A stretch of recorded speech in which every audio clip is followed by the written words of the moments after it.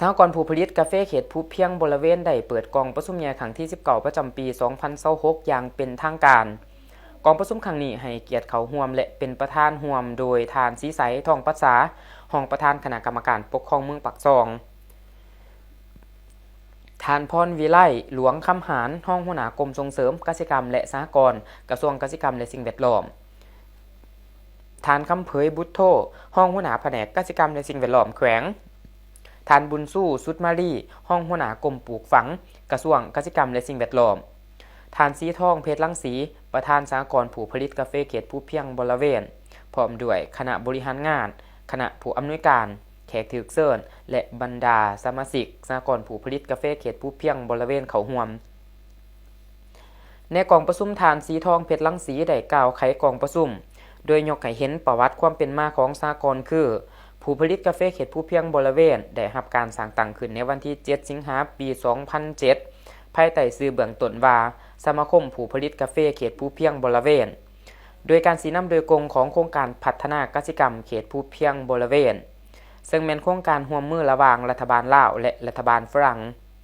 การจัดตั้งแม่นเริ่มต้นจากกลุ่มชาวสวนผู้ผลิตกาแฟขนาดน้อยที่เน้นใส่การผลิตกาแฟที่มีคุณภาพและปลอดสารเคมี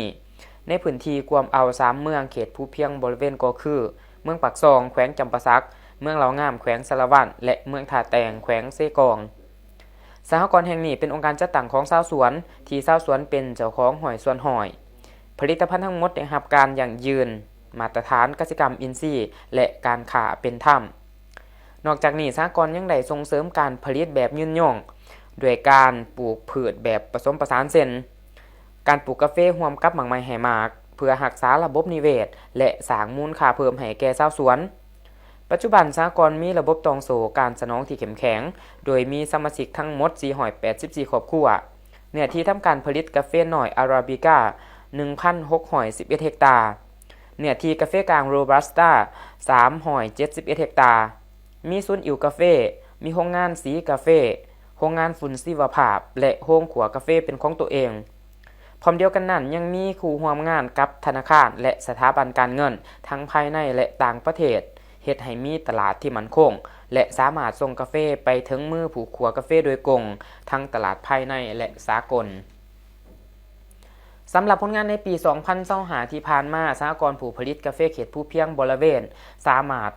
ส่งออกกาแฟไปต่างประเทศได้ทั้งหมด46ตู้คอนเทนเนอร์ในนั้นกาแฟอาราบิก้า40ตู้คอนเทนเนอร์โรบัสต้า6ตู้คอนเทนเนอร์และความต้องการกาแฟซกปี2025-2026อาราบิก้า56ตู้คอนเทนเนอร์โรบัสต้า5ตู้คอนเทนเนอร์พร้อมนี้ยังได้จำหน่ายภายในประเทศสำหรับทิศทางแผนการในตัวหน้าสหกรณ์จะสืบต่อขยายฐานสมาชิกเพื่อเพิ่มกำลังการผลิตให้หลายขึ้นพร้อมทั้งขยายตลาดทั้งภายในและต่างประเทศสืบต่อสุขอยู่ส่งเสริมเวียกงานการศึกษาจัดฝึกอบรมแลกเปลี่ยนบทเรียนและสนองข้อมูลข่าวสารให้แก่สมาชิกคณะบริหารและพนักงานเพื่อให้ทุกคนมีส่วนร่วมในการพัฒนาองค์กรอย่างมีประสิทธิภาพในใส่สร้างเศรษฐกิจเอกราชเป็นเจ้าตนเองในระยะใหม่สร้างรายรับและยกสูงระดับคุณภาพชีวิตของชาวสวนให้ดีขึ้นเป็นเก่าๆมุ่งมั่นสู่การเป็นสหกรณ์ตัวแบบที่ดีในระดับท้องถิ่นระดับศาสตร์และภาคพื้นในกองประชุมครั้งนี้ท่านสัญญากรออนนารีผู้อำนวยการสหกรณ์ได้รายงานผลการตรวจสอบมาตรฐานกสิกรรมอินทรีย์และการค้าเป็นธรรมประจำศกปี2025-2026พร้อมทั้งรายงานกิจกรรมภาคสนามสวนทดลองและการดำเนินงานของโรงงานจากนั้นท่านคำพันธ์แก้วทวีห้องอำนวยการสหกรณ์ผู้ผลิตกาแฟเขตภูเพียงบริเวณก็ได้รายงานเวียกงานการตลาดศกปี2025-2026และท่านบุญเฮืองวงศ์มณีคูณห้องอำนวยการได้สรุปรายงานเวียกงานบริหารการเงินศกปี2025-2026โดยเน้นใส่ภาครายรับรายจ่ายรวมทั้งการกำหนดราคากาแฟแต่ละประเภทและการนำใส่เงินการค้าเป็นธรรมสำหรับราคากาแฟกลางของสหกรณ์ในปีนี้กาแฟน้อยอาราบิก้า 125,000 กีบต่อกิโลหมากขาวและกาแฟกลางโรบัสต้า 92,000 กีบกิโลหมากส้มหลังจากนั้นผู้เขาร่วมได้ร่วมกันประกอบความคิดความเห็นและรับรองเอาแผนการประจำปี2027 พร้อมเดียวกันนั้นในกองประชุมยังได้มีพิธีมอบรางวัลให้แก่สมาชิกสหกรณ์ดีเด่นที่มีผลงานดีเด่นในการผลิตกาแฟที่มีคุณภาพได้มาตรฐานในตอนถ่ายกองประชุมคณะประธานก็ได้ผัดเปลี่ยนกันมีคำเห็นเพื่อแนะใส่เป็นบนอิงให้แก่คณะบริหารคณะอำนวยการและสมาชิกทุกคนนำไปหมุนใส่เข้าในการปฏิบัติหน้าที่เวียกงานให้ได้รับผลสำเร็จตามขาดหมายที่วางไว้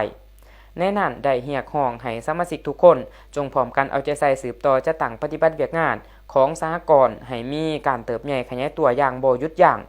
พร้อมทั้งซุ้มใส่การผลิตกาแฟให้ได้คุณภาพตามมาตรฐานที่กำหนดไว้เพื่อร่วมกันสร้างรายรับให้ได้นับมือนับสูงขึ้นกองประชุมครั้งนี้จัดขึ้นในวันที่17 กรกฎาคมอยู่ที่สโมสรของเมืองปากซอง